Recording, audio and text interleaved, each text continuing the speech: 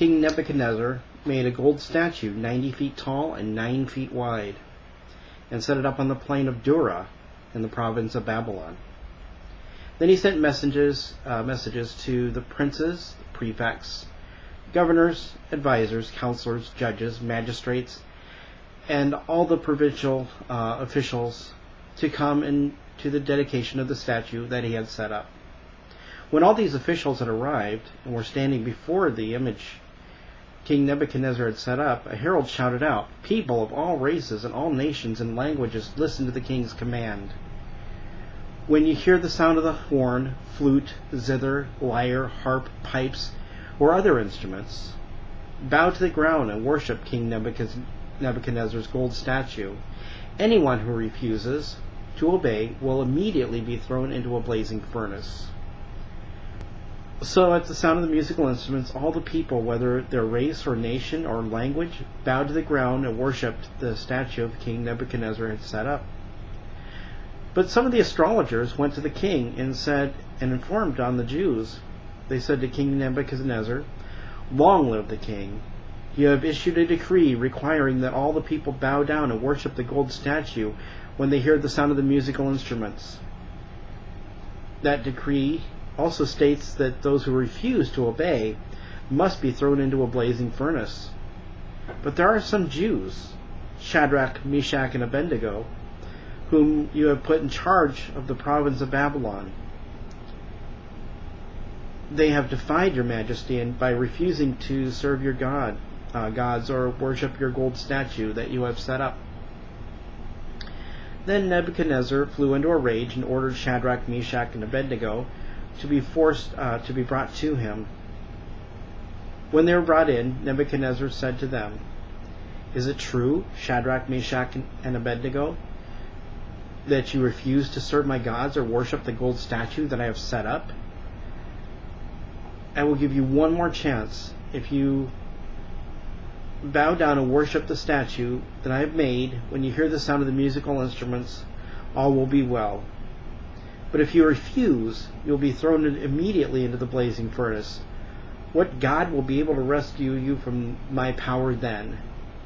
Shadrach, Meshach, and Abednego replied, "O Nebuchadnezzar, we do not need to defend ourselves before you. If we are thrown into the blazing furnace, the God whom we serve will be able to save us. He will rescue us from your power, your majesty. But even if he doesn't, your majesty can be sure that we will never serve your gods or worship the gold statue that you have set up." Nebuchadnezzar was so furious with Shadrach, Meshach, and Abednego, his face became distorted with rage. He commanded that the furnace be heated 7 times hotter than usual. He ordered that some of the strongest men in his army bind Shadrach, Meshach, and Abednego and throw them into the blazing furnace. So they tied them up and threw them into the furnace, fully clothed. And because the king, in his anger, had demanded such a hot fire in the furnace, the flames leaped out and killed the soldiers as they threw the 3 men in. So Shadrach, Meshach, and Abednego, securely tied, fell down into the roaring flames.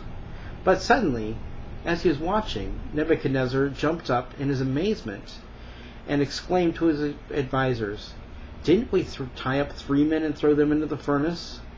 "Yes," they said. "We did indeed, your majesty." "Look," Nebuchadnezzar shouted, "I see 4 men, unbound, walking around in the fire. They aren't even hurt by the flames, and the 4th looks like a divine being." Then Nebuchadnezzar came as close as he could to the door of the flaming furnace and shouted, "Shadrach, Meshach, and Abednego, servants of the Most High God, come out, come here." So Shadrach, Meshach, and Abednego stepped out of the fire. Then the princes, prefects, governors, and advisors crowded in on them and saw that the fire had not even touched them. Not a hair on their heads was singed, and their clothing was not scorched. They didn't even smell of smoke. Then Nebuchadnezzar said, "Praise to the God of Shadrach, Meshach, and Abednego. He has sent an angel to rescue his servants who trusted in him. They defied the king's command and were willing to die rather than serve or worship any god except their own God. Therefore, I make this decree.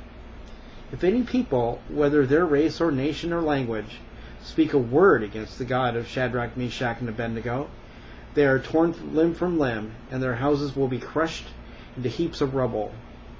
There is no God that can rescue like this. There is no other God that can rescue like this. Then the king promoted Shadrach, Meshach, and Abednego to even higher positions in the province of Babylon.